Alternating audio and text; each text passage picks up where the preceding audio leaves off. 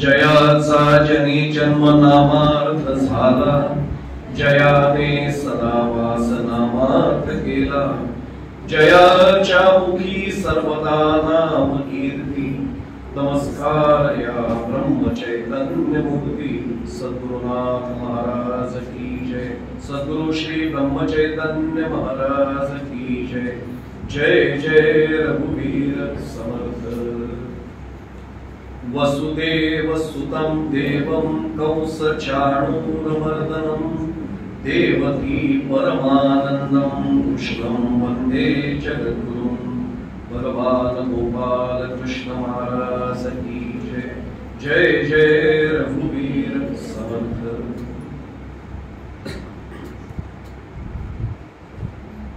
कर्जतच्या सर्व शाखीय ब्राह्मण सभेच्या वतीने आयोजनात आलेला आजचा हा सायंकालीन प्रवचन सेवेचा कार्यक्रम,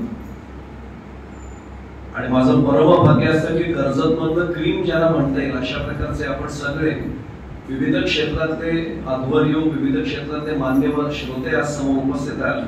सर्वप्रथम आपल्या चरणी नतमस्तक होतो। कृतीने शक्य नसलं तरी मनाने भावनेने आपल्या सर्वांच्या चरणी साष्टांग प्रणाम करतो। माझ्या सद्गुरूंना वंदन करतो, भगवान गोपालकृष्णांच्या चरणी नतमस्तक होतो आणि थेट निरूपणाला प्रारंभ करतो। सुरुवातीला आवर्जून औपचारिकता म्हणून एक मनापासून कृतज्ञतेची भावना व्यक्त करतो। आपण सत्कार जो केला त्याबद्दलची फक्त कृतज्ञता नाही, आपल्यामुळे कर्जतमध्ये या सगळ्या मान्यवरांच्या समोर येण्याचं भाग्य मला मिळालं, यासाठी आपल्याला कृतज्ञतापूर्वक प्रयत्न करतात। विषयाची व्याप्ती खूप मोठी आहे आणि वेळेची मर्यादा पाळून आपल्याला प्रवचन सेवा करायची, त्यामुळे ही मर्यादा लक्षात घेऊन आपल्या समोर थेट मुद्दे घ्यायला सुरुवात करतो। मी नेहमी एका गोष्टीचा उल्लेख करत असतो की मर्यादा दोन असतात। एक वेळेची मर्यादा आहे, कृपावंत 2-5 मिनिटं वाढवून द्या, पण बुद्धीची मर्यादा या जन्मात जेवढी सद्गुरूंनी दिली ती तशीच राहणार आहे, ती काय वाढणार नाही या जन्मात नाही। त्यामुळे दोन्ही मर्यादा लक्षात घेऊन तेवढा विषयाची व्याप्ती आपल्याला जेवढं त्याला हात घालता येईल, त्याच्या गाभ्यात शिरता येईल तेवढा प्रयत्न आपण करूया। मुळामध्ये अध्यात्मामध्ये मला विषय दिलेला आहे कृष्णं वंदे जगद्गुरु। जगद्गुरु या पदाला जाण्यापूर्वी आणि कृष्ण या व्यक्तिमत्वाकडे वळण्यापूर्वी अध्यात्मामध्ये आपल्याला 4 शब्दांचा आढावा अगदी संक्षिप्त स्वरूपात 2 मिनिटात घ्यावा लागेल। की अध्यात्मामध्ये गुरु हा शब्द तर आलेला आहे, जगद्गुरु आलेला आहे, सद्गुरु शब्द आला आहे आणि श्री गुरु ही शब्द आलेला आहे। अनेकांना असं वाटतं हे सगळे समानार्थी शब्द आहेत। अगदी वरवर जर विचार केला तर म्हटलं तर खरं समानार्थी म्हणता येईल नाही, अवघड काही नाहीये। काही जण गुरु म्हणतील, काही जण म्हणतील आम्ही श्री गुरु म्हणतो, काही जण म्हणतील आम्ही सद्गुरु म्हणतो, काही जण जगद्गुरु म्हणतो, पण या प्रत्येक शब्दाला वेगवेगळी अर्थछटा प्राप्त झालेली आहे। अगदी उदाहरण सांगतो आणि मी माझ्या मनाचं काही सांगणारच नाही, मी नेहमी सांगत असतो कीर्तनकार प्रवचनकार ते स्वतःच्या मनचं काही सांगत नाही, माझी पत्नी देखील ऐकायला येणार नाही। संत काय म्हणाले हे जर सांगितलं तरच लोकांपर्यंत तो विषय पोहोचतो। शांतीब्रह्म एकनाथ महाराज, ज्यांना आपण नाथ महाराज म्हणून म्हणतो पैठणचे, त्यांनी गुरु आणि सद्गुरु दोन्ही व्याख्या अप्रतिम दिलेल्या आहेत। नेमका त्याचा धावता स्पर्श त्या संकल्पनांना करूया आणि त्यांनी कृष्णमध्ये जगद्गुरूंच्या गाभ्यात शिरूया। गुरु कोणाला म्हणावं, एकनाथी भागवतात आलेली व्याख्या आहे, जो जो जयाचा घेतला गुण तो तो म्या गुरु केला जाणं, आणि गुरुशी आले अपारपण जग संपूर्ण गुरु दिसे। मग लक्षात येतं की भगवान दत्तात्रयाने तर 24 गुरु केलेले, अगदी वृक्षापासून पृथ्वीपासून ते भिंगार माशीपर्यंत सगळ्यांना त्यांनी गुरु केलेले आहे। आणि मग लक्षात असं येतं की ज्याच्याकडनं मी काही ना काही गुण आयुष्यभरात घेतच असतो, त्या प्रत्येकाला मला गुरुस्थानी ठेवावं लागतं। गुरु आद्य तू माझी या जीवनात गरिबांची कविता सर्वश्रुत आहे, त्यामुळे आई हा पहिला गुरु आहे। तिथपासून आपण, मला एकाने प्रश्न विचारला होता शिक्षण क्षेत्रात असल्याचा, ते शिक्षण क्षेत्रात खूप मोठी कामगिरी केलेले अनेक जण आहेत माझ्या समोर, त्यांच्या लक्षात असेल की विद्यार्थ्यांना आम्ही सांगतो शेवटच्या क्षणापर्यंत शिकायचंय। मला एकाने प्रश्न विचारला होता विद्यार्थ्यांनी, आणि विशेषतः माधवी नाटेकरी बसल्यात, त्यांना कल्पना आहे 11वी 12वी आणि पुढचे विद्यार्थी फार हल्ली प्रश्न विचारतात। आणि खरं सांगतो ज्या शिक्षकांना, ज्या प्राध्यापकांना असे प्रश्न विचारणारे विद्यार्थी भेटतात ते भाग्यवान। कारण त्यांच्यामुळे आपली बुद्धी जागृत राहते. नाही तर मग वर्षोवर्ष एकच आहे चालू त्याच्यामध्ये प्रश्न विचारत राहतात. एका विद्यार्थिनीने मला प्रश्न विचारला होता की सर सगळेच म्हणतात, माझे आई बाबा पण सांगतात शेवटच्या क्षणापर्यंत आपण विद्यार्थीच असतो, शेवटच्या क्षणाला कसे काही विद्यार्थी असतो. प्रश्न खरा मार्मिक आहे, आपण कधी विचार नसेल केला. मी हसलो, तिला म्हटलं अगं परत शिकण्यासारखे, पण तुला थोडक्यात सांगू का थोडक्यात सांगा असं म्हटलं. अगं शेवटचा क्षण नेमका कसा अनुभवायचा असतो मी काय अजून अनुभवलेला नाहीये, मागच्या जन्मात काही आठवत नाहीये. म्हणजे जेव्हा मी शेवटचा क्षण अनुभवेल तेव्हा तो क्षण कसा आहे, त्यावेळी काय काय वाटतं हे मला शिकावं लागेल की नाही. हो म्हटले संपला विषय. शेवटच्या क्षणापर्यंत आपण विद्यार्थीच आहोत ते म्हणजे कळलं मला. आता बाकीची गंमत त्यातली सोडून द्या, पण खरोखर आपण ज्यांना ज्यांना काही ना काही शिकण्यासाठी आपण माध्यम म्हणून वापरतो ते आपले गुरुच आहे. की त्याच्यात तपशिलात शिरत नाही, कारण मला त्या गाव्यात आता शिरायचं नाहीये. श्री गुरु हा शब्द प्रत्यक्ष माऊलींनी वापरलेला आहे. श्री गुरूंसारखा सता पाठी राखा इतरांचा लेखा कोण करे. श्री गुरु हा शब्द तिथे आलेला आहे. सद्गुरु शब्दाची सुद्धा व्याख्या एकनाथी भागवतात नाथ महाराजांनी करून ठेवलेली आहे.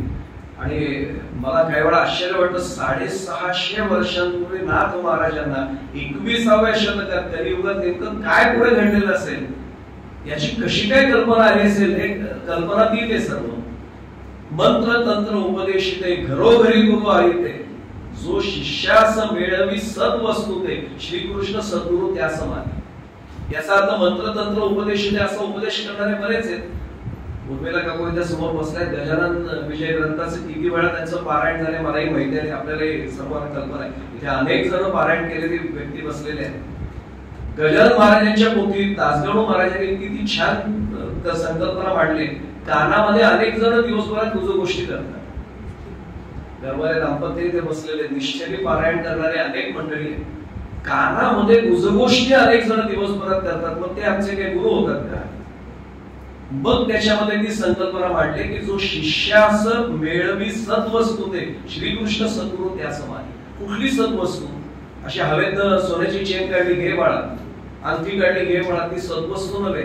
थेट भगवंताशी माझी गाठभेट जो घालून देतो तो माझा सद्गुरु असतो. त्यामुळे सद्गुरु संकल्पना त्याच्या पलीकडची आहे. आणि आज आपण ज्या विषयाच्या गाभ्यात वळणार आहोत कृष्ण वंदे जगद्गुरु, त्यामध्ये जगद्गुरु ही संकल्पना आलेली आहे. ज्यांच्या चरित्रामधनं ज्यांच्या उपदेशामधनं स्थलातीत कालातीत अशा स्वरूपाचं अव्याहत उपयोगी पडणारं ज्ञान मिळतं ते खऱ्या अर्थाने जगद्गुरु आहे. काही हजार वर्षांपूर्वी भगवद्गीता सांगितली गेली, आजही ती उपयोगी गेली सांगा. मी पुढे जाण्यापूर्वी आणि विषयाला प्रविष्ट होण्यापूर्वी एक मुद्दामून प्रसंग सांगतो आपल्यापैकी काही जणांना निश्चितपणाने ते माहिती आहे. ते कर्जतला आलेले नव्हते, पण आपण त्यांची प्रवचनं अनेक ठिकाणी जाऊन विशेषतः भुलेश्वर माधवबाग इथे ज्यांनी ऐकले त्यांना सगळ्यांना कल्पना आपल्या रायगड जिल्ह्यातले सुपुत्र होते. आचार्य पांडुरंग शास्त्री आठवले, ज्यांना आपण दादा म्हणून ओळखतो, स्वाध्याय परिवाराचे प्रणेते. ते एकदा बहारीनला गेले. जगद्गुरु संकल्पना स्पष्ट होण्यासाठी सांगतो की स्थलातीत कालातीत असं तत्वज्ञान खरंच आहे का भगवद्गीतेमध्ये. तो ग्रंथ कोणाचा आहे आम्हालाही काही वेळा कळत नाही, तो नेमका कोणाचा ग्रंथ आहे. आणि बहारीनला त्याला आधी त्या ह्याच्यावरच अडवलं, एअरपोर्टवर सिक्युरिटी वाल्याने आधी अडवलं आणि त्याला सांगितलं हा ग्रंथ नाही नेता येणार तुम्हाला. ते म्हटलं अडचण काय, माझ्या नेहमीच्या पूजेतला ग्रंथ आहे.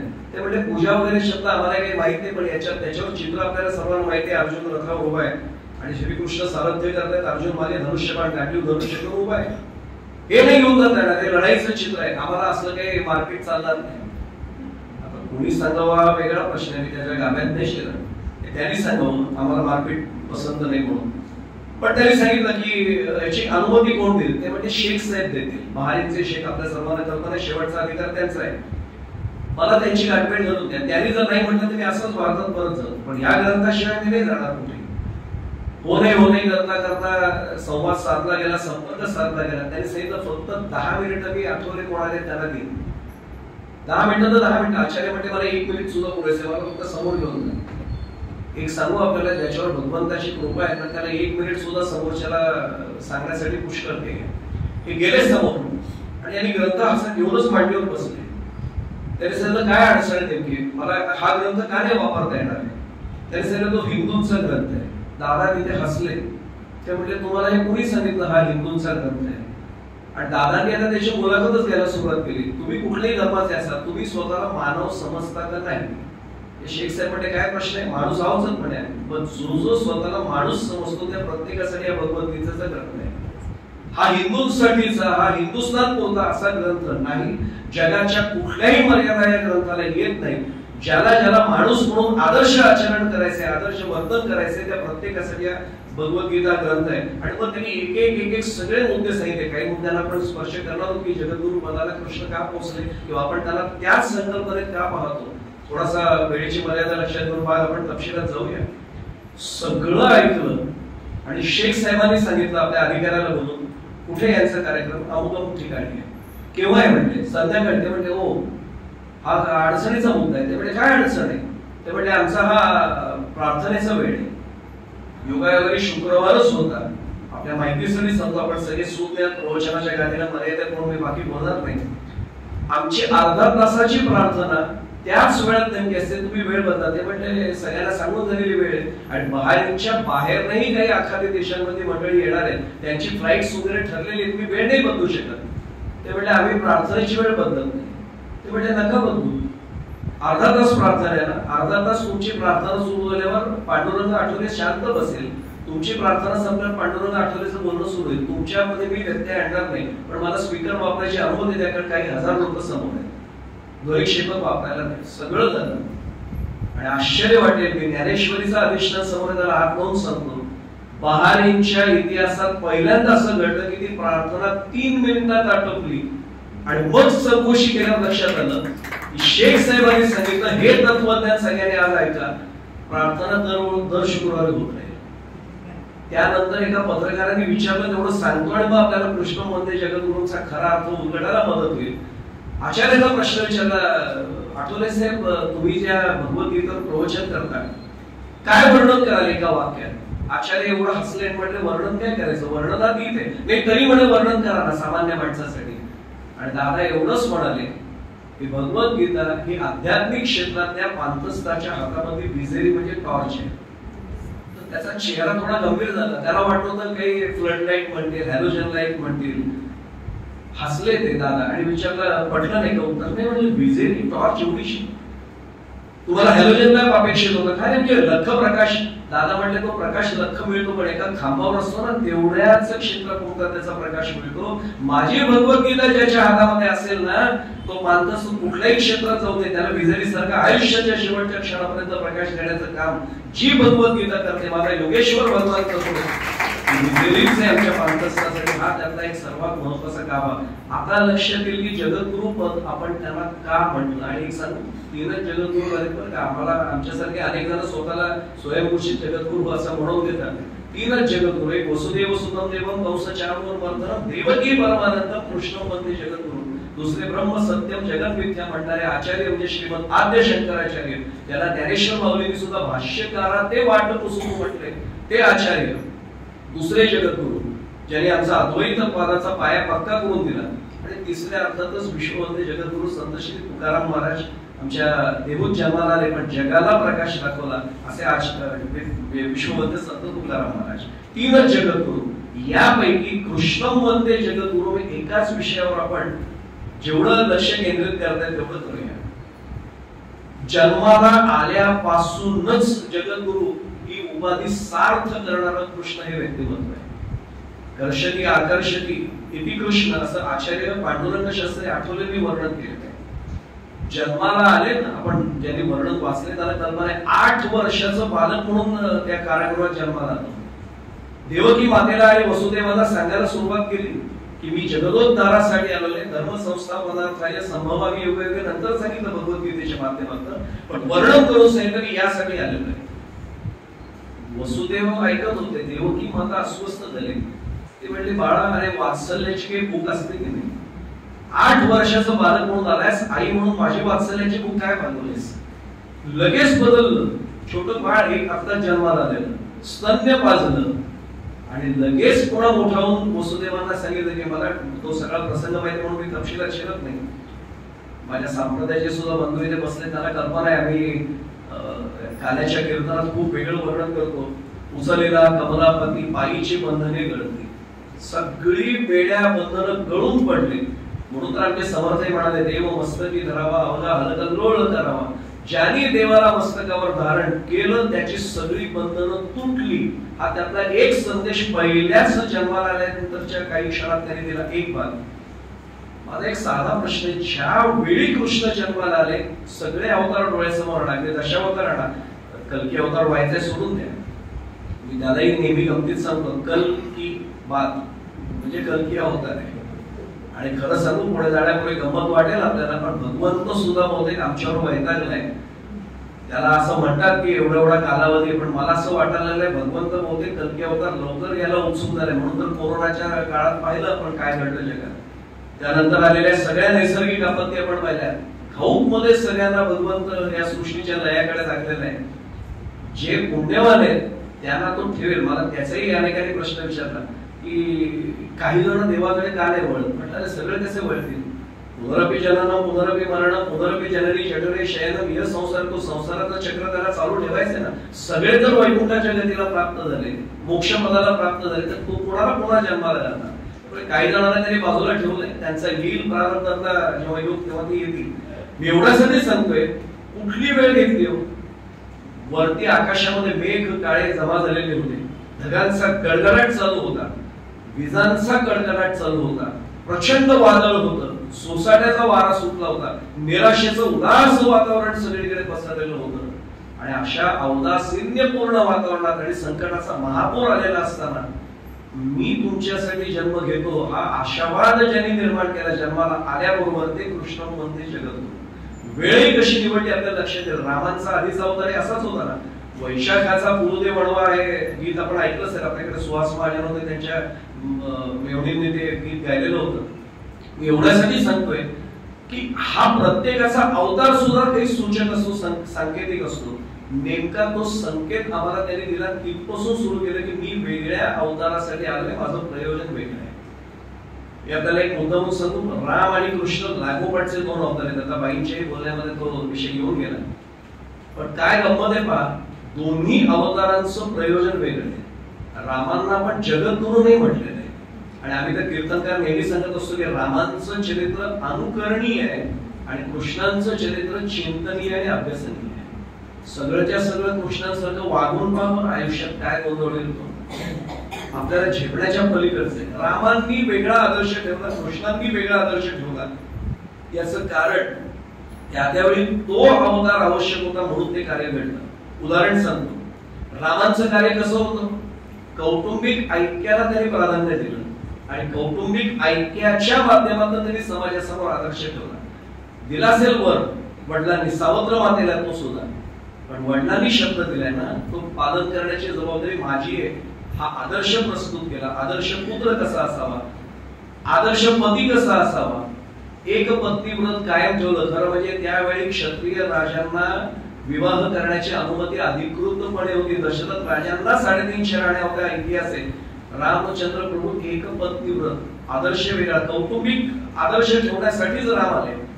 भरत आणि राम बंधुभाव कसा असावा याचं उदाहरण करून दिलं. मी त्या अवतारात फार वळणार नाहीये. मला एवढंच आपल्या निदर्शनास आणायचंय की रामांचा अवतार हा वेगळ्या पद्धतीने केला. कौटुंबिक ऐक्य डोळ्यासमोर ठेवलं आणि त्यांनी समाजासमोर तो आदर्श ठेवला. आणि भगवान गोपाल कृष्णांनी सामाजिक ऐक्य डोळ्यासमोर ठेवलं आणि आपलं कार्य केलं. मी उगाच मोगम नाही बोलत, मी त्याचं उदाहरण सांगतो. वेळ आली तर आपले आपले म्हणणारे सुद्धा आपले शत्रू असतात.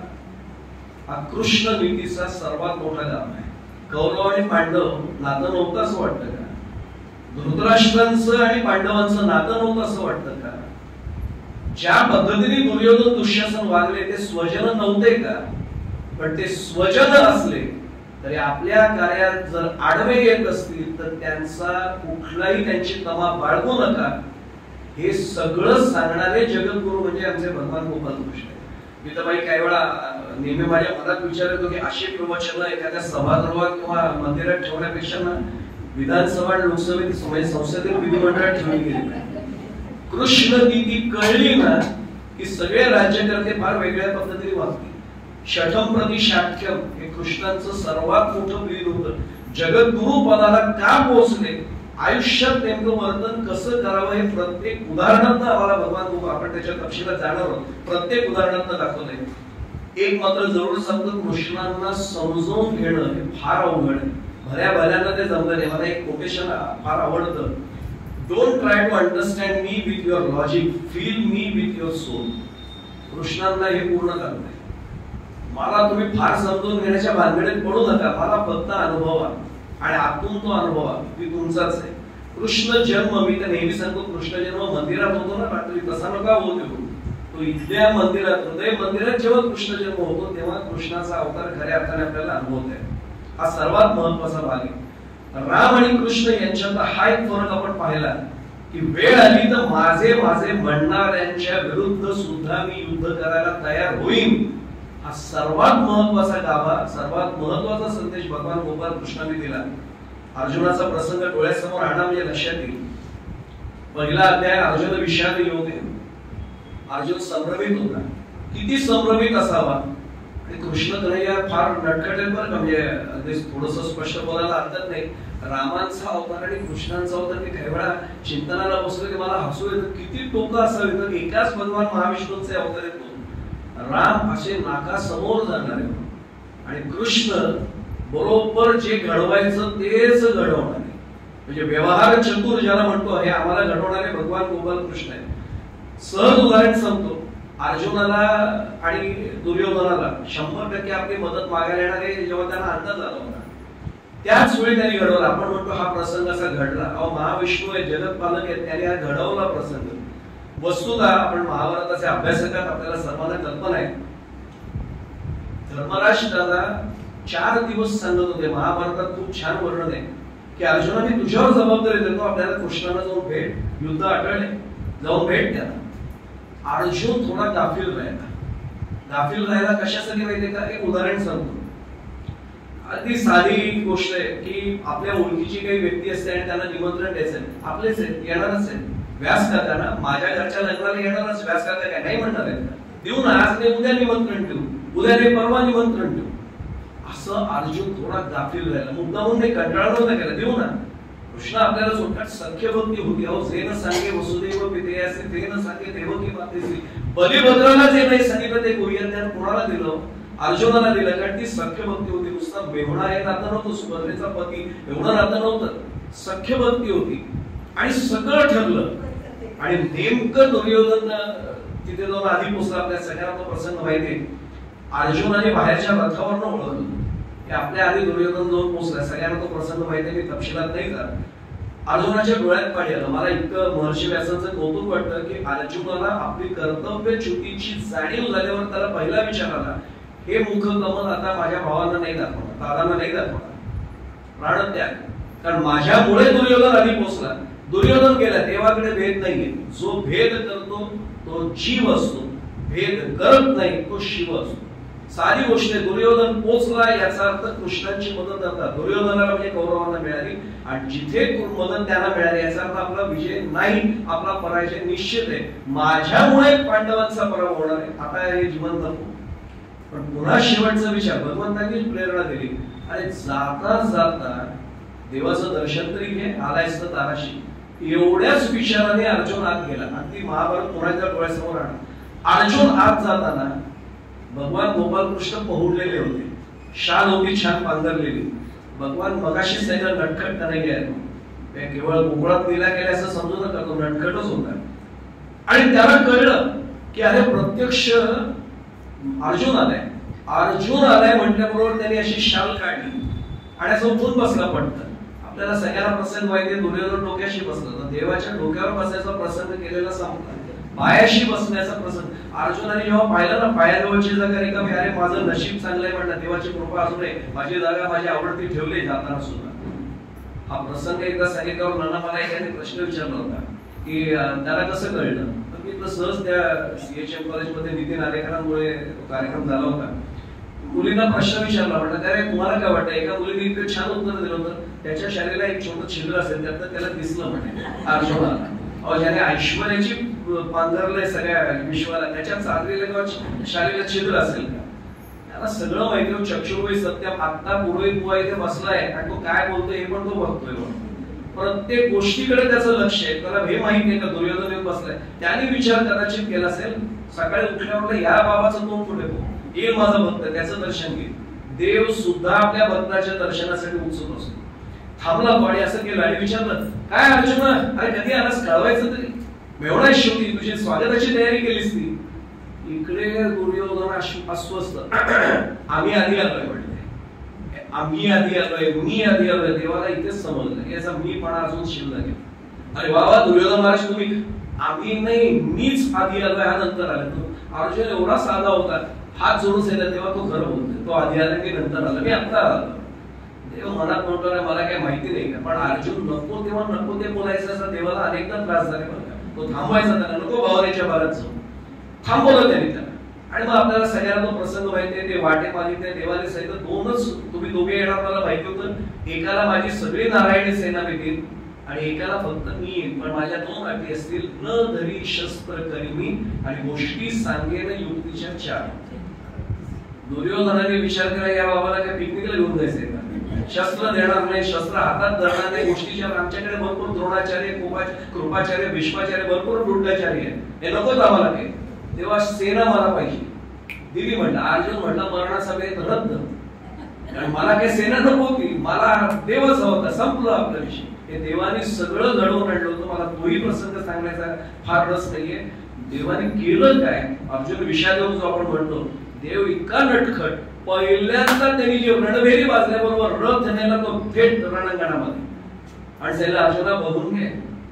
मी पुढे जाण्यापूर्वी सांगतो, चेंडू फळीच्या खेळाचा उल्लेख गोकुळातल्या लीलांमध्ये आहे बघा, भगवान श्रीकृष्णाचा, म्हणजे शोध आपल्याकडे लावलाय. आता हे सगळ्या देशांमध्ये बॅट्समन बघा आले, गार्ड घेऊन झालं एकदा की पहिल्याचं फील्ड प्लेसमेंट बघतात. ती बहुतेक प्रथा अर्जुनाला दिलेल्या उपदेशामुळे आली. बघून घे कुठले कुठले प्ले, पॉइंटला कोण आहे, स्वीपला कोण आहे, गतीत कोण आहे, कव्हरला कोण आहे, मिड विकेटला कोण आहे. सगळी सेना पाहिली आणि गांडीव धनुष्याचं खाली ठेवलं. देव हसले. देव हसल्याबरोबर अर्जुन म्हटला, देवा तुम्ही हसताय, आपण जगद्गुरू का म्हणतोय, किती बारीक बारीक आपल्याला तुकोबांचं प्रमाण माहितीये. सहज बोलणे हितोपदेशक करुणी सायास शिकवे. सहज बोलत गेले आणि हसले म्हटल्यानंतर अर्जुन म्हटलं, देवा हसताय, अरे हसू नको तर काय करू, प्रतिज्ञा माझी आहे, तू काय करतोयस. मी म्हटले न धरी शस्त्र करी मी, तू काय शस्त्र खाली ठेवतोयस.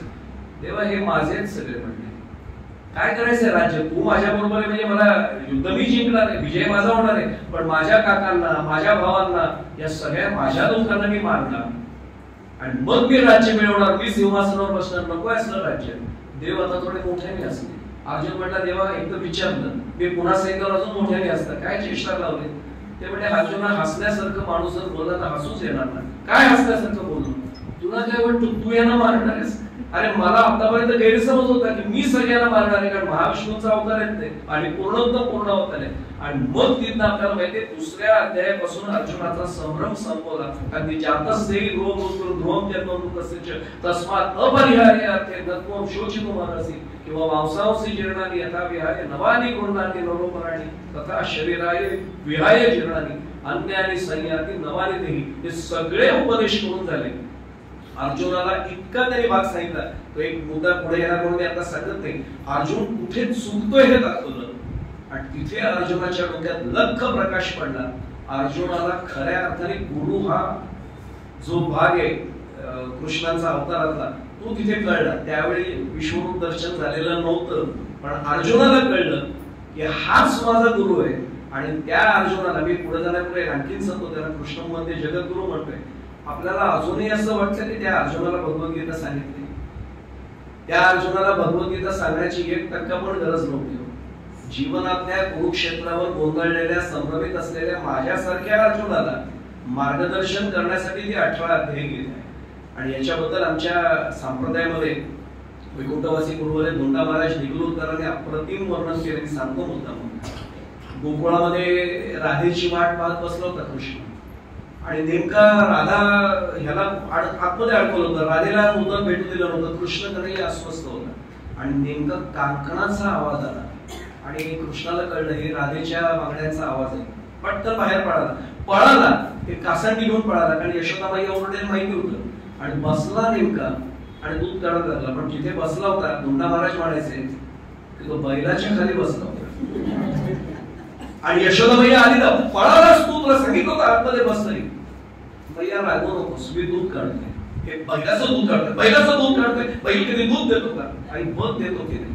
आणि मग वैकुंठवासी बोलवाले धोंडा महाराज म्हणाले, 1 2 नाही 18 कासंड्या ओतप्रत भरून दूध दिलं. आणि मग धोंडा महाराज म्हणायचे, तुम्हाला चमत्कार वाटतो? अहो घडलेली गोष्ट म्हणले, त्या बैलाचे जे 4 पाय ते 4 वेद ज्यांच्या आधाराचा धर्म हे होता, आधारलेला होता आहे, त्या 4 पायांकडे आमचं लक्ष जात नाही, कारण ते कळतच नाही आम्हाला. पण त्या 4 वेदांनी जे काही तत्वज्ञान दिले त्याचं दोहन करून 1 2 नव्हे 18 कासंड्या दूध म्हणजे 18 अध्यायी गीता त्याने आमच्या समोर दिली, जे दूध अव्याहतपणे जगाला पोषण करण्यासाठी उपयुक्त ठरणार आहे. असा हा भगवान गोपाल कृष्ण जन्माला आल्यापासून एक एक संकेत देत आमच्या समोर आले. आपल्याला मुद्दामून माहिती म्हणून सांगतो, जगद्गुरु म्हणताना मगाशीच म्हटलं की तुकोबांनी छान वर्णन केले की सहज बोलणे हितोपदेश तरुणी सायास शिकवे. अडचण कुठे होती माहिती? कौरवांची. कौरवांकडे सेना पूर्णपणे भगवंताची होती. खरं तर द्रोणाचार्य कृपाचार्य आपण कमी समजू का यांना? ज्यांनी खऱ्या अर्थाने या सगळ्यांना मार्गदर्शन धनुर्विद्येचं केलं होतं ते सगळे त्यांच्या बाजूने होते. पण आपल्याला समर्थ म्हणाले तेच कौरवांना विस्मरण झालं होतं की सामर्थ्य आहे चळवळीचे, जोजे करील तयांचे, परंतु ते भगवंताचे अधिष्ठान पाहिजे याचा विसर कौरवांना पडला होता. घडलं असं नेमकं, कौरव आपापल्या प्रतिज्ञा आणि आपापले पण, आपली प्रतिष्ठा, आपली निष्ठा यांच्यामध्ये अडकले. गुरु का लागतो? जगद्गुरु विशेषतः. पांडवांचं भाग्य होतं जगद्गुरु आहे. द्वारकेचा राणा पांडवा जरी मौलीने हरिपाठात उल्हास नाही म्हटले, काय भाग्य असेल पांडवांचं. कृष्णांनी या सगळ्यांना उपदेश असा केला आणि त्याने अर्जुनाला मुख्य डोळ्यासमोर ठेवून केला. बाकीचे सगळे प्रतिज्ञांमध्ये अडकले आणि वैयक्तिक निष्ठेत अडकले.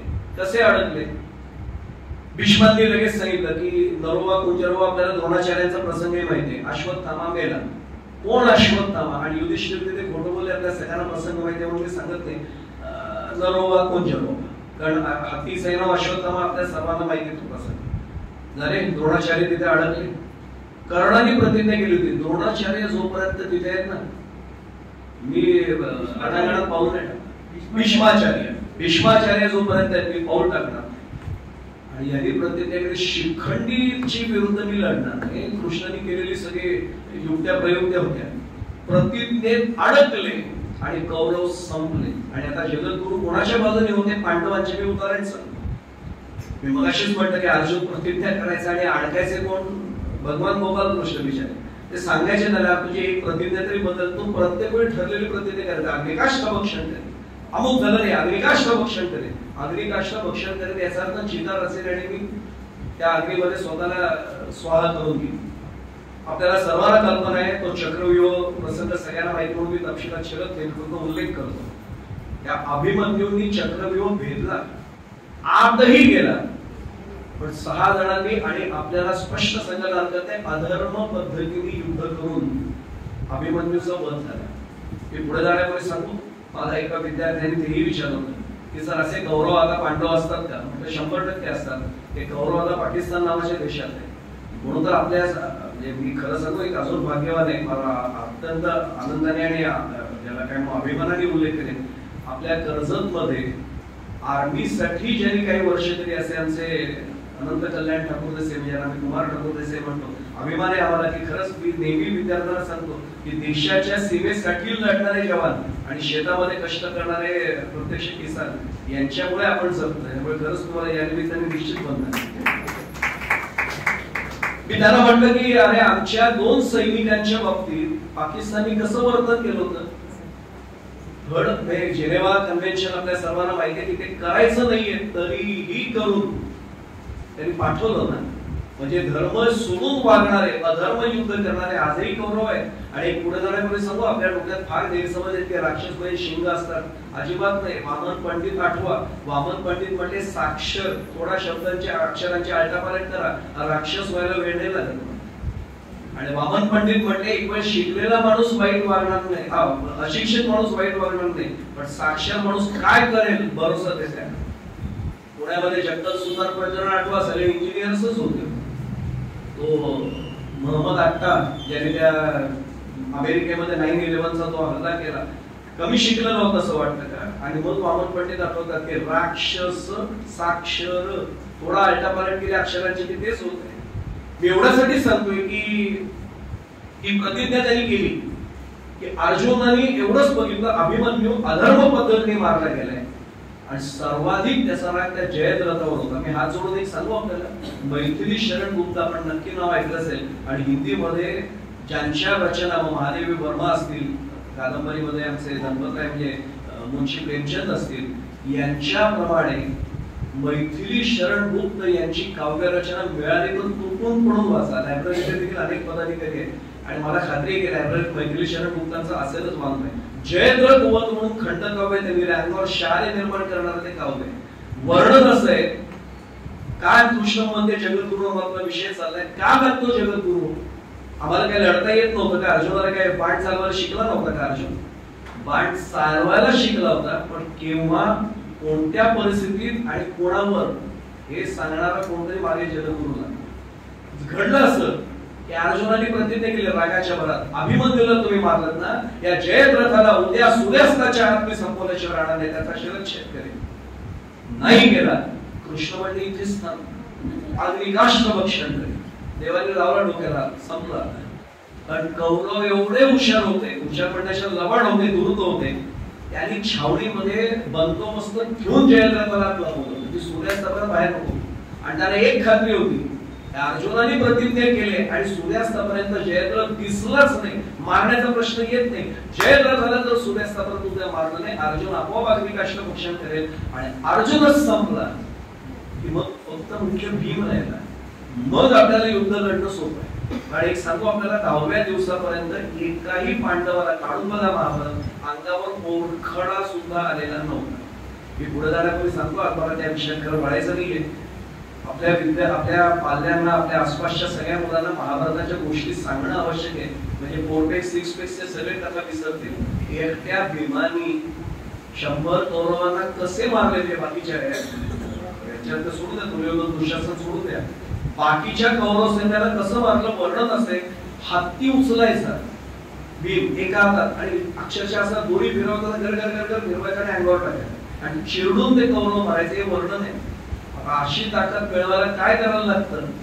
आमचे विद्यार्थ्यांनी ऐकलं की मग 2 मिनिट तरी हे मागणार नाही मॅगी वगैरे, भाकरीकडे वळतील आपण. ताकदच अशी हो, गंमत सोडून द्या. जयद्रथाला संपवीन असं म्हटल्यानंतर कृष्णांना माहिती होतं जगद्गुरू कोणा आपला विषय चाललाय, सगळंच पुढचं दिसतं. एक सांगू आपल्याला, आमच्यासारखं गुरु म्हणून घेणारे अनेक आहेत, जगद्गुरू नाही म्हणत कोणाला, कारण काय घडेल हे इतकं माहिती होतं. अर्जुनाला रात्री बोलून सांगितलं की संध्याकाळी जर सूर्यास्तापर्यंत खरंच तुला जयद्रथ दिसलाच नाही, काय करणार? कृष्णा ठरलेलं आहे म्हटले, मी प्रतिज्ञा नाही बोलणार, अग्निकाष्ठ भक्षण करेन. भक्षण कर अग्निकाष्ठ म्हणले, फक्त शेवटी माझं दर्शन घेऊन जाशील ना. प्रश्नच नाही का देवा? प्रश्नच नाही येणार. तुझं दर्शन घेतल्याशिवाय मृत्यू कसा पत्करेल? ठीक आहे म्हणे, बाकी मी बघतो. रथाचं, आणि मला एक सांगू, रथाचं सारथ्य अर्जुनाच्या कृष्णाने केल्याचं आश्चर्य वाटतं. जो जगाचं सारथ्य करतोय, हा अर्जुनाच्या रथाचं सारथ्य करायला काय अवघड होतं? चालवत गेला रथ आणि बरोबर आता सूर्यास्ताची वेळ जवळ आली. कृष्णांनी बरोबर असं काही जण वर्णन करतात की ढग पाठवले, काही जण म्हणतात सुदर्शन चक्र आणून दिलं.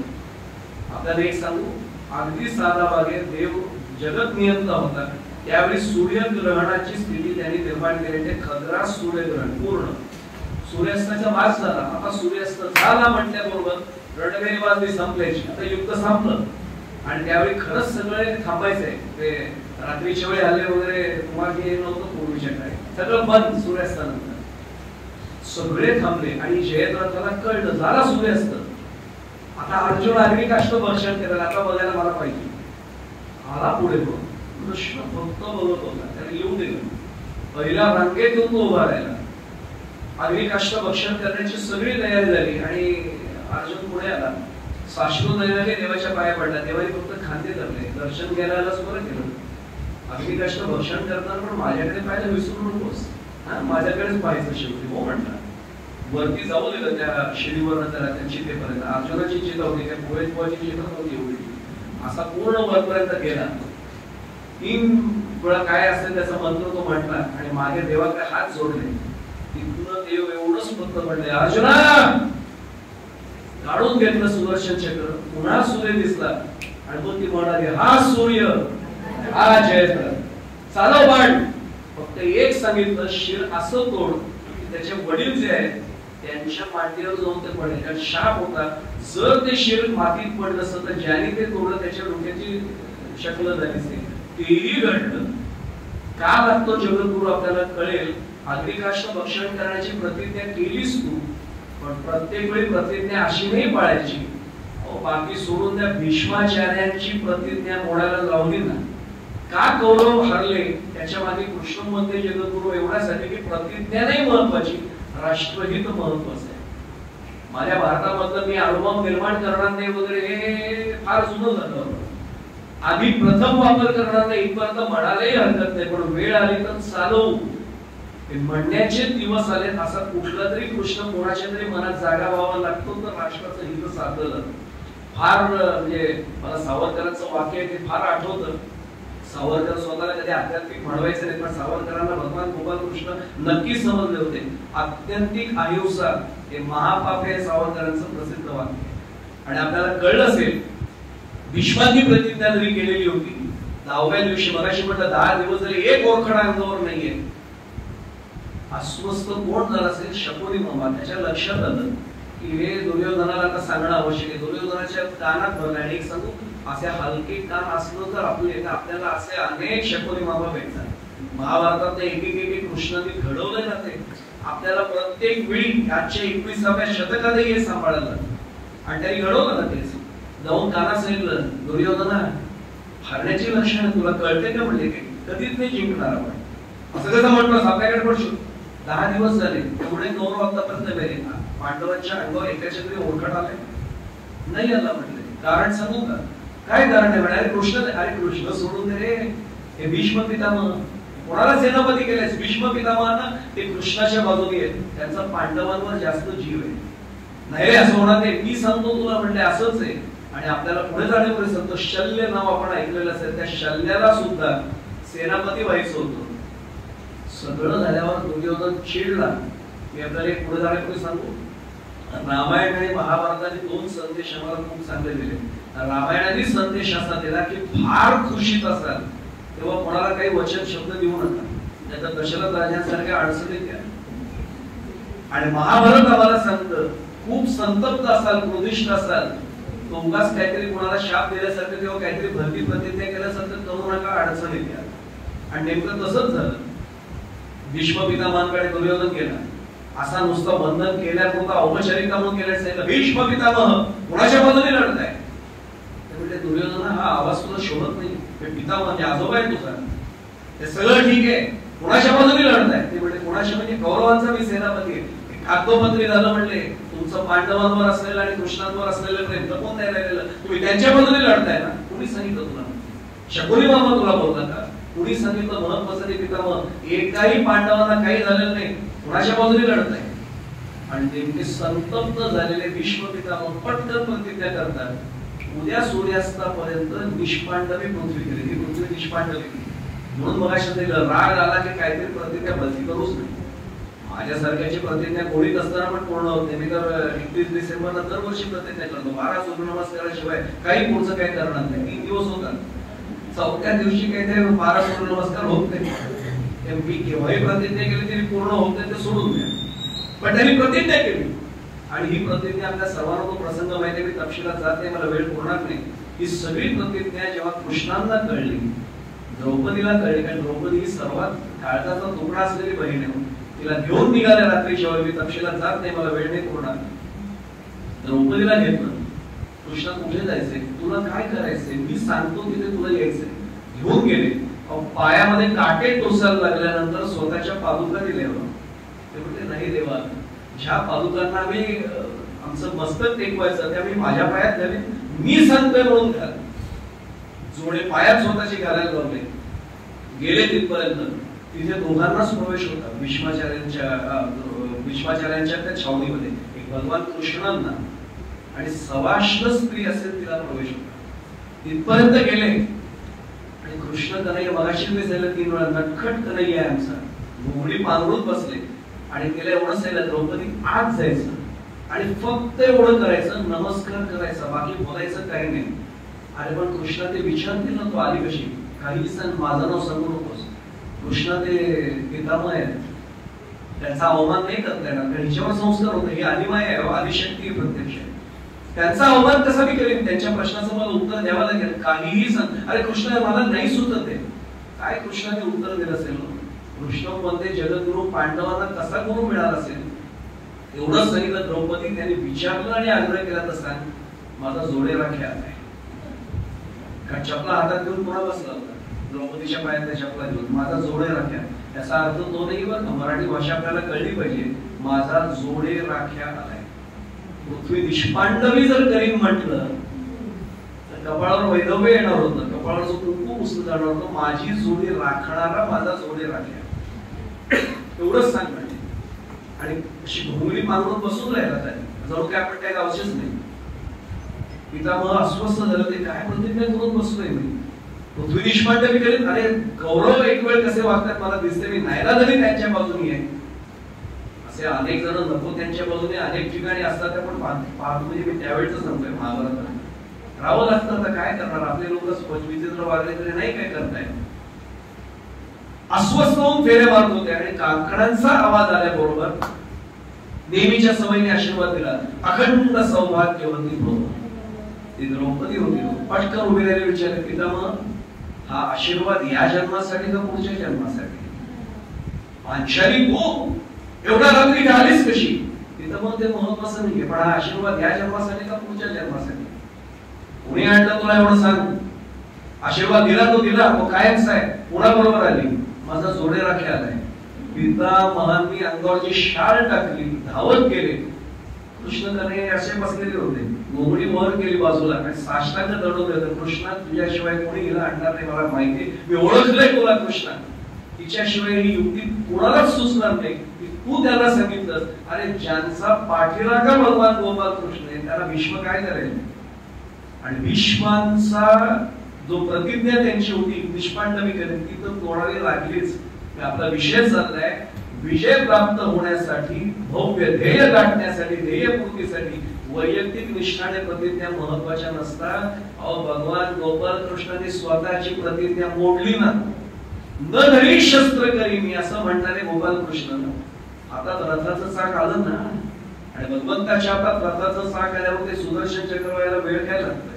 प्रतिज्ञा पूर्ण म्हणजे भीष्मपणा केला खरा असं म्हटलं सुद्धा आमच्या अभंगात आम्ही नेहमी म्हणतो, पण प्रतिज्ञा वाटेल त्या नाही करायच्या. एक भाग आणि राष्ट्रहिताच्या आड जर प्रतिज्ञा येत असेल तर प्रसंगी ती मोडा, पण राष्ट्रहित महत्वाचं. कृष्णांनी पदोपदी पांडवांना केलेला उपदेश आजही उपयोगी पडतो. म्हणून खऱ्या अर्थाने ते कालातीत स्थलातीत असा उपदेश करणारे असे आमचे जगद्गुरु. एक भाग सत्यमेव जयते आपण नेहमी म्हणतो, पण ते अर्धवट आहे बरं का. सत्यम सामर्थ्येन सह विजयते किंवा जयते. आपण नेहमी म्हणतो शेवटी काय सत्याचा विजय होणार आहे. कोणाच्या शेवटी? माझ्या शेवटी, जगाच्या शेवटी, कोर्टात केस चालू असेल तर वकिलांच्या शेवटी, जजच्या शेवटी, कोणाच्या शेवटी? जेव्हा शक्तीचं सामर्थ्य जास्त असतं, सामर्थ्य ज्या बाजूला असतं तिथे विजय होतो. हे साधं उदाहरण सांगतो. कंस आधी काही ना काही करतच होता ना. ज्यावेळी कृष्णांनी पांडवांना एकत्र केलं तेव्हा कौरवांचा पराभव झाला. तोपर्यंत कौरव जिंकतच गेले होते ना. लाक्षागृहाचा प्रसंग आठवा. विजनवासात जावं लागलं, वनवासात 12 वर्ष जावं लागलं, नव्हतं झालं का? पण जेव्हा कृष्ण उभे राहिले मागे आणि सांगितलं मी सांगतो तसं वागा, ते वर्तन बदललं, व्यूहरचना बदलली आणि मग पांडवांचा विजय झाला. वयम पंचालिकम शतम सांगून होऊन सुद्धा कौरवांना नव्हतं ना कळत. वयम पंचालिकम शतम एक सांगतो, जे सन्मार्गी असतात अशा पांडवांना ते वचन सुचतं बरं का. मी फार स्पष्ट बोलत नाही आता, प्रवचनाचे कार्य असल्यामुळे बोलता येणार ते, पण ते सुज्ञात त्यांना कळलं. आणि हल्ली स्पष्ट सांगून असलंच म्हणत राहणार आहे निव्वळ बावळटपण आहे. वयम पंचालिकम शतम कुणी म्हणायचं? फक्त सन्मार्गींनी म्हणायचंय का? बाकीच्या यांना काही वाटत नाही त्याच्यामध्ये. 5 जणांनी कळलं पाहिजे की कृष्ण भगवंत माझ्या मागे जर सद्गुरू म्हणून जगद्गुरू उभे राहिले, विजय आमचा नक्की होईल. फक्त त्यांचा उपदेश पाळला पाहिजे, ऐकला पाहिजे. हा त्याचा महत्वाचा भाग आहे. आता थोडं महत्वाचे काही पैलू मुद्दा सांगतो. जगद्गुरु पदाला भगवान श्रीकृष्णांना पण का स्थान दिलं त्याच्यात काही महत्वाचे आहे. थोडक्या वेळात वेळेची मर्यादा लक्षात घेऊन मुद्दे मांडतो. मुत्सद्दीगिरी मध्ये सर्वाधिक आदर्श कोणाचा असेल तर भगवान गोपाल कृष्ण. कृष्ण शिष्टाई आपल्याला सर्वांना माहिती म्हणून मी तपशिलात जात नाही. एक सांगू आपल्याला, अनेकदा आपण विचारात घेते 5 गावं मागितले होता पांडवांसाठी. सांगितलं होतं की युद्ध मी टाळतो, फक्त 5 गाव. आता अनेकांना असं वाटतं 5 गाव कसं काय 5 गाव? ज्या 5 ठिकाणी पांडवांचा अपमान तरी झाला होता किंवा त्यांना मारण्याचा प्रयत्न झाला होता, ती अपमान करणारी ठिकाणं होती, ती जिंकली की आपलं सगळं काम संपलं. आणि एक सांगू आपल्याला, कौरव हे अनेक बाबतीत चुकीचं वागत होते, हे कृष्णांना कळत होतं. पण समाजाला संदेश देण्यासाठी ती शिष्टाई त्यांनी केली. त्यांना माहिती होतं की हे पाळलं जाणार नाही. थोडस स्पष्ट सांगायला हरकत नाही, असा विषय नाहीये. पण पाणी वाटप करार रद्द करून धमकी तरी का होईना तोंडी द्यावी लागते ना. काही जणांना कळतच नाहीत काही गोष्टी. मग आम्हाला सांगायला लागतं की नाही कोणातरी मध्ये टाकूया, मग सौदीला मध्ये टाकावं असं वाटतं, मग युरोला मध्ये टाकावं असं वाटतं. हे कृष्णांचं म्हणून पुन्हा पुन्हा सांगते, कृष्णनीतीचा अभ्यास विधिमंडळ आणि संसदेतच व्हायला पाहिजे. तर पुढची वाटचाल सगळी खूप वेगळ्या पद्धतीने मुत्सद्दीगिरी. राजनीतिज्ञ, कुशल राजनीतिज्ञ आणि संघटन कौशल्य पाहावं तर त्यांच्याकडनं पाहावं. संघशक्ती कलयुग आहे, आपल्याला सर्वांना भगवंताचा संदेश माहिती आहे. म्हणजे एकेकाळी स्वतः म्हणणारे धर्म संस्थापनार्थाचे संभवामी युगे युगे, पण सांगून काय केले, आता पुन्हा मी येईन अशी वाट नाही बघायची. तुम्ही संघटित व्हा आणि समाजातल्या सगळ्या प्रश्नांना सामोरे जा, हा संदेश देणारे संघटन कौशल्य किती वेगळ्या पद्धतीने केलं. गोकुळातील इंद्रपूजा बंद केली गोष्ट म्हणून ऐकतो. काय होती हो इंद्रपूजे मागची कथा? कंस चाणूर मुष्टिक हे जे ज्याला आपण काय म्हणू, थोडीशी वेगळी परंपरा चालवणारी सगळी मंडळी होती. तशी धनिक परंपरा होती, ती मोडण्याचं काम. कारण बाकी आपण ते सांकेतिक सगळं सांगतो की इंद्र पाऊस पडतो, मग ते प्रत्यक्ष त्यांनी सांगितलं की अरे इंद्र पाऊस नाही, ती वरुण देवता आहे, पर्जन्य देवता आहे, ते सोडून द्या, गोवर्धन पर्वताची पूजा.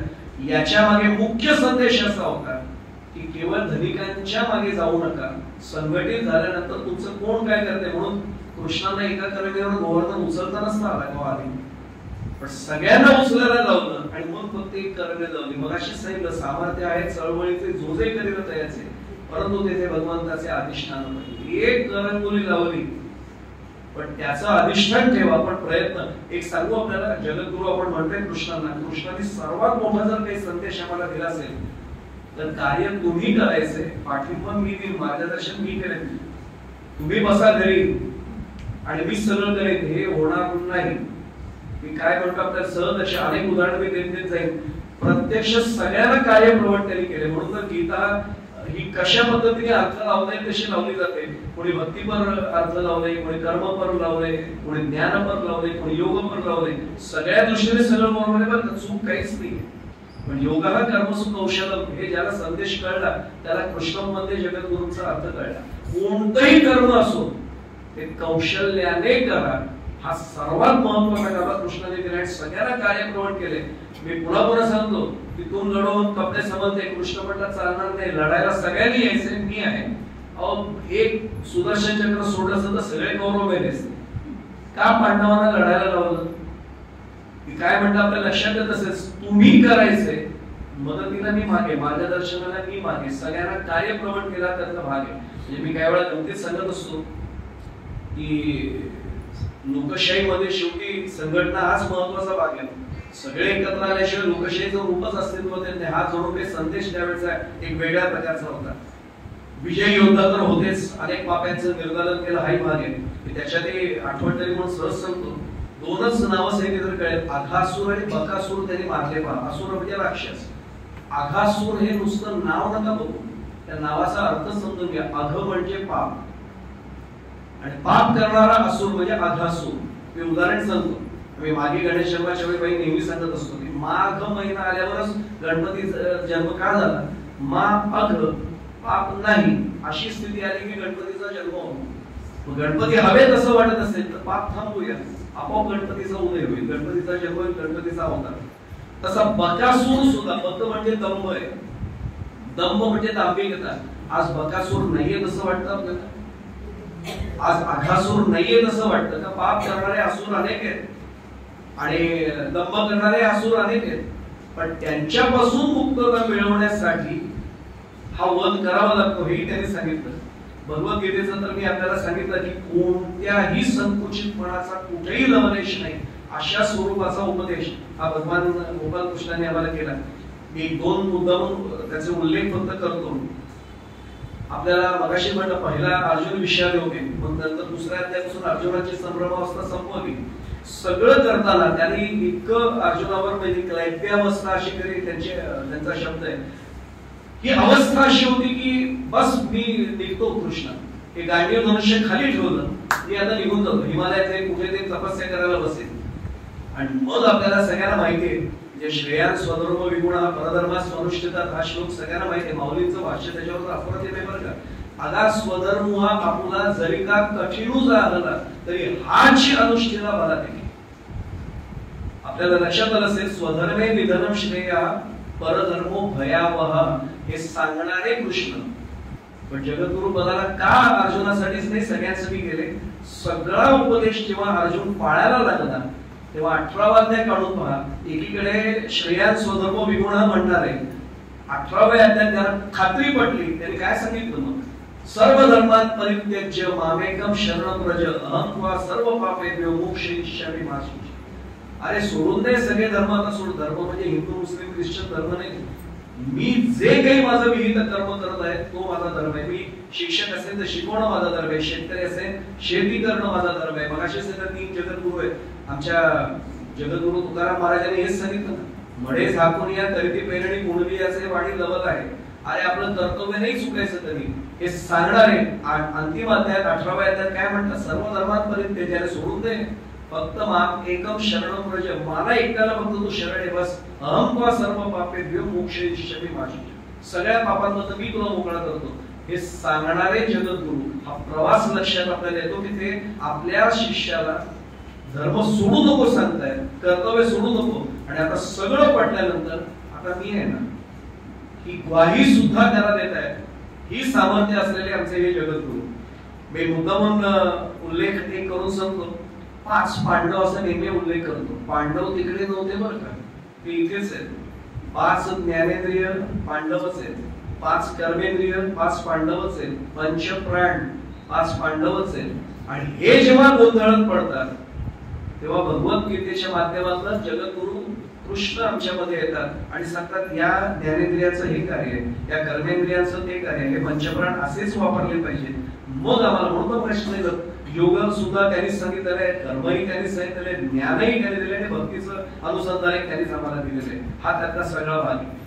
कृष्णम वंदे जगद्गुरु म्हणताना एक वाक्य मला मुद्दामून सांगावंसं वाटतं. आचार्य दादांचं म्हणजे पांडुरंग शास्त्री आठवलेंचं ते वाक्य आहे की असफलता हा सफलतेचा पराभव नाही. हे कृष्णांनी सांगितलं असे दादा म्हणायचंय. फक्त ती कार्यपूर्तीला होणारा विलंब सूचित करते. अपयशी यशाची पहिली पायरी लिहिणं फार सोपं आहे, पण असफलता म्हणजे आयुष्यातला काही दोष नाहीये. अरे अजून कार्यपूर्ती व्हायला वेळ लागतोय, प्रयत्न सुद्धा, प्रयत्न बदल, दिशा बदल प्रयत्नांची, कदाचित तुला सफलता मिळेल. हाही भाग त्यांनी सांगितलाय.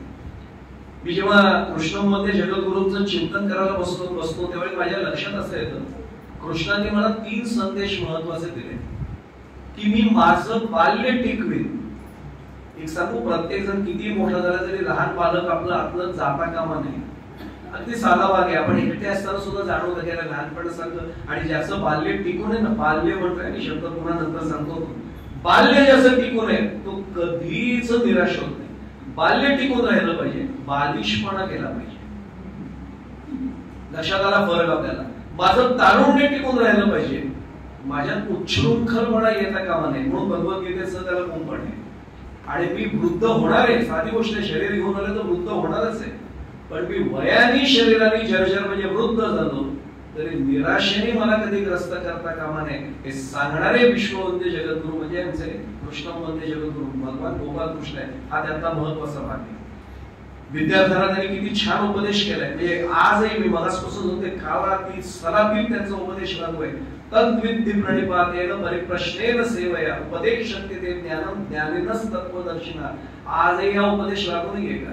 मला जर एखादं ज्ञान प्राप्त करायचंय, माझ्या समोर जे कोणी गुरु असतील, जे ज्ञानी असतील, तत् विद्धी प्रणिपाते परिप्रश्नेन सेवया. मी त्यांना शरण देईन आणि त्रिकरण शरण देईन. शरण देऊन अत्यंत नम्रपणाने मी माझ्या शंका त्यांच्या समोर ठेवीन. ते मला उपदेश करतील आणि मग माझ्या ज्ञानामध्ये भर पडेल. त्यातला साधा भाग आहे. नॅनो टेक्नॉलॉजी विषय माझ्या डोक्यावरच आहे, पण मी नाटेकर मॅडमना जर भेटलो त्यांना हात जोडून सांगितलं मला समजेल अशा भाषेत सांगा ना, नक्की त्या सांगतील. पण मी असं सांगितलं मला समजून द्या ना, त्या म्हणतील जा घरी बघू कधी सांगायचं. पण मी नम्रपणाने त्यांच्या समोर सांगितलं मला थोडं समजून घ्यायचंय, 100% त्या सांगतील. तत् विद्धी प्रणिपातेन परिप्रश्न. हे विद्यार्थ्यांना उपदेश त्यांनी केला. विद्वानांना सुद्धा म्हणजे न बुद्धिभेदम जनयेत अज्ञान जनयेत अज्ञान. जे अज्ञानी जन असतील त्यांचा बुद्धिभेद करू नका. आपल्याला खरं सांगू आता नेमकं तेच होत आहे. जे शिकलेले आहेत ना, देवाला रिटायर करा याची तिकीट म्हणून भाषण केली काय करणार. देवाला रिटायर करा. मी सांगू आपल्याला सुदैवानी नाना इथे बसलेत, गणेशजी वैद्य बसलेत, त्यांना कल्पना आहे. त्या व्यक्तीचं नाव नाही सांगणार, पण मला 3 तास त्यांच्याबरोबर बसायला मिळालं होतं. मी त्यांना प्रश्न विचारला होता. ते म्हटलं सर तुम्ही म्हणताय मान्य आहे, पण अजूनही तुमचं ते मत ठाम आहे. हो म्हटले ठाम मत आहे. आणि मी नाव घेऊन सांगतो कारण नानांच्या लक्षात येईल हे अनेक जण इथे आहेत त्यांना कल्पना येईल. आमच्याकडे त्यावेळी कोंडिलकर मामा रिटायरमेंटला आले होते. जे शाळेचे विद्यार्थी होते ते त्यावेळेस त्यांनाही लक्षात असेल कोंडिलकर मामा होते. त्यांना मी पटकन ते बेलवजी वाजवले, म्हटलं चहा. ते म्हटले मला साखर नको. म्हटलं यांना बिन साखर जाणं मला साखरेचा. आता हे नाटक होतं खरं तर अगदी गादीवरनं सांगतो. ते निघाले वळले, मी त्यांना थांबवलं. म्हटलं मामा तर 1 मिनिट. ते थांबले. म्हटलं मामा रिटायरमेंट किती दिवसात? 3 महिने राहिले. म्हटलं फाईल हा गेले ना म्हणे ऑफिसला गेले, काय अडचण नाही ना म्हटलं, कोणाच्या सह्या वगैरे आल्या नाही तर खायचं शाळा वेळ बदल सगळं फाईल क्लिअर आहे म्हटलं. आणा म्हटलं चहा आणा. मग मी त्यांना सांगितलं म्हटलं सर हे 3 महिने ऐकलं म्हटलं. ते म्हटलं पण हे रिटायर होत आहे 3 महिने. ऐकलं ना म्हटलं. 2 मिनिटात तरी पुन्हा ज्ञानेश्वरला हात न सांगतो घडलेला प्रसंग लास्ट सांगतोय. पुन्हा तेच सांगितलं म्हटलं हे रिटायर होत आहेत आता. ते थोडं वैतागलं, वयाने खूपच मोठे होते आणि अधिकाराने मोठे होते. मी ऐकलंय ते रिटायर होत आहे. म्हटलं सर पण ते का रिटायर होत आहेत कल्पना आहे का? शाळेत त्यांचे ना तर सर्व्हिस खूप झाली, 58 वय झालं त्यांचं. हा मला समजलं तेवढं म्हटलं 58 वय झालं म्हणून त्यांनी पण म्हटलं ते सर्व्हिसला नसते ते रिटायर झाले कसे झालेच ते. म्हणजे म्हटलं सर्व्हिस मध्ये असो तो रिटायर होतो. म्हटलं हो. म्हटलं ज्या अर्थी तुम्ही देव नाही म्हणताय आणि एकीकडे म्हटलं देवाला रिटायर करा, नसलेल्याला रिटायर कसं करायचं तेवढं सांगितलं तर बरं होईल म्हणते. त्या हसले फक्त असं पाठीत असा थपाटा मारला. हा तुमच्यातला पत्रकार बोलतोय. म्हटलं काही असू सर माझी शंका आहे. कळलं म्हणे मला काय विचारताय. नसलेल्याला कसं रिटायर करा. मी एवढ्यासाठी सांगतो तुम्ही बुद्धिमान आहात ना, बुद्धिभेद तरी करू नका. हे भगवान गोपाल कृष्णांनी त्यावेळी सांगितलं आजही लागू आहे. किती जण आजही बुद्धिभेद करणारे समाजामध्ये. हा त्यातला महत्वाचा भाग आहे. आणि थोडं स्पष्ट सांगतो जे वयानीच फक्त नव्हे ज्ञानाने अधिकाराने वेगवेगळ्या पदांवर पोहोचलेले त्यांनाही जगद्गुरु कृष्णांनी फार वेगळा उपदेश केलेला आहे. यज्ञदाचरती श्रेष्ठ आपल्याला सर्वांना उपदेश माहितीच आहे. कारण बाकीचे त्यांच्याप्रमाणे वागणार. माऊलींचं मला फार भाषा त्याच्यावरच आवडते. ते जन्मारेखा काळी आमचे संप्रदायाची मंडळी बसले त्यांना लगेच लक्षात येईल. एथ वडील जे जे करीती तया नाम धर्म ठेविती तेची येर अनुष्ठिती सामान्य सगळं अति सोप्या भाषेत. आणि माऊलींचा अवतार कृष्णाचा अवतार पण कृष्ण वद्यापे ज्या तिथीला जन्माला आले त्याच वेळी माऊलींचाही जन्म आहे वद्याष्टमीलाच. आणि पुढच्याच महिन्यात नेमके दोघांचे जन्म आहे. आता माहिती म्हणून सांगतो ज्या पद्धतीने तुम्ही एखाद्या पदाला पोहोचलाय तुम्ही तुमचं वर्तन तसं ठेवा. कारण तुम्हाला पाहून बाकीचे सगळे आचरण करणार आहे हे सांगणारे कृष्ण हे आजही जगद्गुरु पदावरच आहेत ना. आणि आपल्याला सांगू अनेकदा मोठ्या पदावरची माणसं चांगली वागली की खालच्यांना तसं वागावंच लागतं. निदान वागतोय असं दाखवावं तरी लागतं. हे थोडं स्पष्ट बोलतो आपल्याला कळेल. त्याच्या बाहेर नाही जात आहेत त्याला ते चौकट नाही ओलांडत आहेत. त्यामुळे आपल्याला लक्षात येईल की ही त्याची ज्याला काय जगद्गुरु पदाचा एक भाग आहे. कर्मण्ये वाधिकार असते मा फलेषु कदाचन याचा अनेक जण चुकीचा अर्थ घेतात. त्याचा अर्थ असा नाही की मी समजा एखाद्या ठिकाणी नोकरी केली 30 दिवस नोकरी झाली आणि मला 2 तारखेला 1 तारखेला तरी पगार तुम्ही काढून घ्या विड्रॉ करा. मी पगारासाठी काम नाही करत. कर्मण्ये वाधिकार असते मा फलेषु कदाचन हा त्याचा अर्थ नव्हे. केलेल्या कर्माचं फळ तुम्हाला मिळणारच आहे. फक्त काय फळ मिळेल याच्या विचारात तुम्ही अडकू नका नाही तर तुमच्या प्रयत्नांवर परिणाम होईल. की काय म्हणतात आपल्या लक्षात येईल. एखादा विद्यार्थी अगदी सोपं उदाहरण सांगतो. मी शिक्षण क्षेत्रात बोलतोय. मुलगा परीक्षेची तयारी करतोय आणि त्याच्या डोक्यात एकच असेल किती टक्के मिळतील, किती टक्के गेले तुझे 5 मिनिटं, त्याच्या अभ्यास कर, मार्क काय मिळतील ते मिळतील, अभ्यासातला वेळच्या विचारात घालू नकोस. एक सांगू आपल्याला, कर्म हे केल्यानंतर फळ मिळणारच आहे, असं विषय वेगळा म्हणून विचारत नाही. आठवलं म्हणून फक्त कृष्णाची लीला म्हणून सांगतो. सगळ्यांना गोकुळात दर्शन मिळत होतं, एका गवळणीला त्याचं दर्शनच घडत नव्हतं. सुसेना काही जेव्हा जेव्हा जायची, कृष्ण फार नटखट आत जायचा मुद्दा, दर्शनच नाही. वर्णन असं आहे, त्यांनी फळांची टोपली केली, वेगवेगळी फळं घेतली आणि गेली ती गोकुळात सगळी फळं गोळा केली. नंदराजांच्या वाड्यावर सकाळी सकाळी गेली, केळी घ्या, सफरचंद घ्या, द्राक्ष घ्या, मोसंबी घ्या, संत्री घ्या. कुणीच येईल ना, कृष्णा ताजी फळ आणले, कृष्णा ताजी फळ आणले. कोणतरी दासीने सांगितलं, कृष्णा तुला हाक मारताय, तू तुझ्यासाठी मागवली ती का फळ? कृष्ण म्हणला, मी कोणाची फळं मागवत नाही, कोणी दिली तर घेत नाही. तरी तो पुढे गेला, कारण त्याला माहित होतं आर्ततेने ते आले. काय मला का हाक मारते? अरे तुझ्यासाठी फळं आणले. कृष्णाने तेच उत्तर दिलं, मी ज्याची फळं त्याला देतो, मी दुसऱ्याची फळं माझ्याकडे घेत नाही. काय म्हटलं आपल्या लक्षात आलं असेल, बाकी सगळ्यांना तो प्रसंग फार वेगळा आहे. कृष्णाने ती फळं घेतली, चाकून पाहिली. कृष्ण म्हटलं, तुला काहीतरी घ्यायला लागेल, ते रडायला लागेल. कृष्णा खरं सांगू, माझा फळं विक्रीचा धंदाच नाही रे, मला तुझं दर्शन हवं म्हणून मी फळं घेऊन आले, मला काही नकोय. तो म्हटला, मी कधी क्षत्रिय असलो तरी मला धर्म माहिती, काही घेतलं की त्याच्या बदल्यात मला द्यायला पाहिजे, मी दिल्याशिवाय राहत नाही म्हटले. आणि कृष्ण आतमध्ये गेला आणि पटकन त्यांनी ज्वारीचे असं वर्ण ते 4 दाणे आणले आणि तिच्या टोपलीत टाकले आणि अक्षरशः ती टोपली हिऱ्या मांडक्या रत्नांनी भरली. कृष्णाच्या हातातनं काही मिळाल्यावर काय अजून राहिलं त्याच्यामध्ये. एवढ्यासाठी सांगतोय की प्रत्येकाला तरी सांगितलं, कर्म केल्यानंतर फळ मिळणारच आहे, फक्त त्याची अपेक्षा बाळगू नका. आणि हे आजही लागू आहे. म्हणून पुन्हा सांगतो, जगद्गुरु म्हणजे 5000 वर्षांपूर्वी 7000 वर्षांपूर्वी जो काही काळ असेल तेवढ्या पुरतं नाहीये, आजही हे लागू आहे. आम्ही त्याच्यामध्ये नाही राहता कामा. वेळेची मर्यादा मी थोडक्यात सांगतो तरी सुद्धा, गोकुळामध्ये चोरी केली त्याच्यात सुद्धा जगद्गुरु पण त्याचं कसं दिसतायचं आम्ही विचारही नाही करत. आपल्याला खरंच वाटतं त्यांनी चोरी केली. अभंग जर काढले ना तुकाराम महाराजांच्या, त्याच्या स्वतःच्या एक त्याच्या 9 लाख गायी होत्या. नंदराजांच्या वाड्यामध्ये एवढं दूध दुभतं होतं आणि त्यांच्याकडे गोकुळ दूध, वारणा दूध आणायला लागायचं. गोकुळचं खरं दूध. आणि आपल्याला सांगू, पद्मनाभ नावाची जी गाई होती, त्याची गाय जी होती, त्याचं वर्णन असं आहे, मी मुद्दामून तेही संदर्भ देऊन सांगतो. आमचे बसले संप्रदायातील मंडळी वैकुंठवासी गुरुवेर धुंडा महाराज छान, आमचे दिगंबर कांबळे इथे प्रत्यक्ष बसले, मामासाहेब दांडेकर हे अनेकदा सांगायचे. ती गाय कशी असायची की 1000 गायींना दूध पाजायला, त्यांना चारा द्यायचा, तिचं दूध जे येईल ते 100 गायींना द्यायचं. 100, 1 लाख पासून 10,000, 10,000 पासून 1000, 1000 पासून 100, 100 पासून 10 आणि 10 गायींचं जे दूध येईल ते एका गायीला पाजल्यानंतर येणारं दूध हे कृष्णाला मिळायचं. आता विचार करा, आम्ही कुठलं दूध देतो, कुठल्या पिशवीत आलेलं असतं, कुठल्या लासूपासून लावल्या तुकोबांच्या शब्दात असलंच आम्ही घेतो.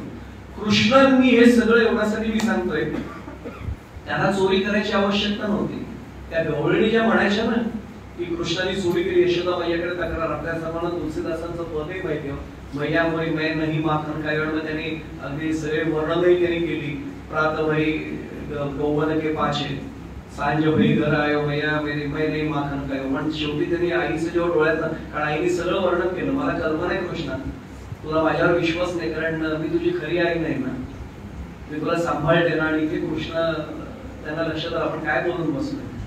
आणि तुलसीदासांनी इतकं छान वरते बघायला कोण आपण गेलो होतो तिथे गोकुळात, पण कृष्णांच्या डोळ्यातनं, कन्हैयाच्या डोळ्यातनं गळगळ पाणी आलं आणि त्याने आईचे डोळे पुसले. एवढंच म्हटलं, मैया मोरी मैने ही माखन काय, मै नाही म्हणणार, आता म्हणतोय मैने ही माखन काय.